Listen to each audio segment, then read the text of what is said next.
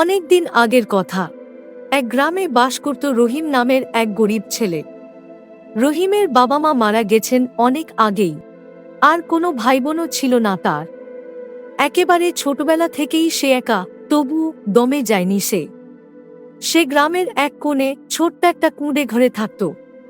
তার জীবিকা ছিল খুবই সাধারণ। প্রতিদিন ভোরে উঠে ফুলে ভরা ঝুড়ি কাঁধে নিয়ে রওনা দিত বাজারের দিকে। বাজারে গিয়ে স্টেশনের পাশে, রাস্তার মোড়ে আর ছোট ছোট দোকানের সামনে সে ফুল বিক্রি করত। তার রোজগার ছিল খুব কম, তবুও রহিম ছিল খুব পরিশ্রমী আর সৎ। মিথ্যে বলা, চুরি করা, কাউকে ঠকানো, এসব তার কাছে ছিল একেবারেই অপরিচিত।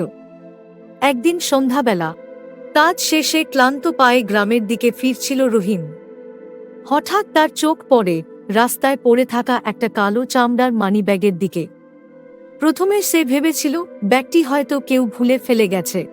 সে ব্যাগটি হাতে তোলে, চারপাশে তাকিয়ে দেখল কেউ নেই। ব্যাগটি খুলে সে চমকে যায়। ভেতরে অনেক টাকা আর কিছু গুরুত্বপূর্ণ কাগজ, পরিচয়পত্র, ব্যাংকের নথি, ব্যবসার রসিদ।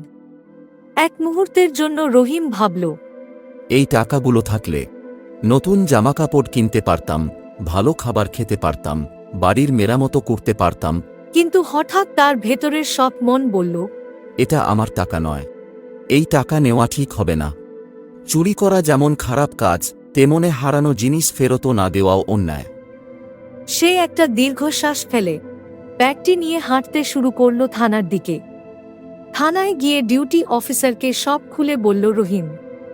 পুলিশ সদস্যরা অবাক হয়ে যায় তার সততায়। এত বড় প্রলোভন, এত দরকার থাকা সত্ত্বেও ছেলেটি দ্বিধা না করে ব্যাগটি ফেরত দিতে এসেছে। পুলিশ ব্যাগ খুলে পরিচয়পত্র দেখে মালিকের খোঁজ পায়। ব্যাগটি ছিল শহরের এক নামকরা ব্যবসায়ী মিজানুর সাহেবের। তিনি থানায় এসে ব্যাগ ফিরে পেয়ে অনেক খুশি হন, কেননা ব্যাগটিতে অনেক গুরুত্বপূর্ণ কাগজ ছিল, যেগুলো হারালে বিশাল ক্ষতি হতো তার। তিনি রহিমকে জিজ্ঞেস করলেন, তুমি কি একবারও ভাবনি ব্যাগটা নিজের কাছে রেখে দেওয়ার কথা? রহিম শান্তভাবে বলল, ভেবেছিলাম, কিন্তু এটা তো আমার নয়।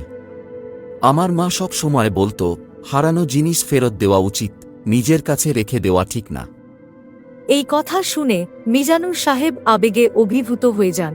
তিনি রহিমের মাথায় হাত রেখে বলেন, তোমার মতো সৎ লোক আজকের দিনে খুবই বিরল। আমি তোমার পড়াশোনার সব খরচ বহন করব। তুমি চাইলে আমার বাসায় থেকেই পড়াশোনা করতে পারো। সেই দিন থেকেই রহিমের জীবন বদলে যায়। সে মিজানুর সাহেবের বাসায় থেকে স্কুলে ভর্তি হয়। সে পড়াশোনায় খুব ভালো করত আর সব কাজ নিজেই করত। সময় গড়াতে থাকে। রহিম মাধ্যমিক, উচ্চ মাধ্যমিক পেরিয়ে বিশ্ববিদ্যালয়ে ভর্তি হয়। শেষমেশ সে পড়াশোনা শেষ করে নিজেই গড়ে তোলে একটি সামাজিক প্রতিষ্ঠান, যেখানে গরিব ছেলেমেয়েদের পড়াশোনার সুযোগ দেওয়া হতো।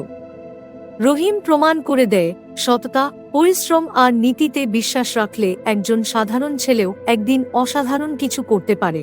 আমাদের ভিডিওটি ভালো লাগলে অবশ্যই একটি লাইক দিয়ে উৎসাহিত করবেন। আরও এমন ভিডিও পেতে আমাদের চ্যানেলটি সাবস্ক্রাইব করে রাখবেন। আর পাশে থাকা বেল আইকনে ক্লিক করতে ও ভুলবেন না। আপনাদের ভালোবাসাই আমাদের অনুপ্রেরণা।